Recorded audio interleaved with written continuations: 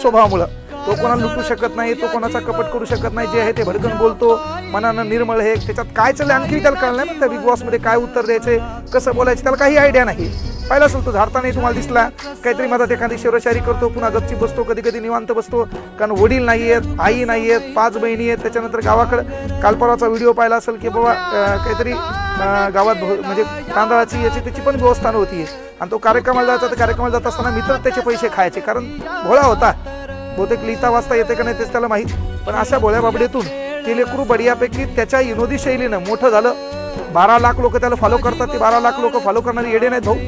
त्याचा कुठला तरी गुण त्याला आवडला असेल ना, मग आता आणखी त्याला थोडी काय करायचं, आवड लावायची आणि त्याला मोठं करण्याचं काम आपल्यासारख्या लोकांनी करायचं. खूप चांगलं काम करतोय, चांगला प्रतिस्पर्धी आहे. त्याच्यानंतर रितेश दादानी छान सांगितलं त्याला की बाबा तू एकांतात राहू नको, उत्तर दे. बिग बॉस म्हणजे काय तर बाबा फाईट करायची आहे, प्रतिस्पर्धी निवडायचा आहे, त्याच्यात आपले उत्तरं मांडायचे, ते काम त्यांनी केलं.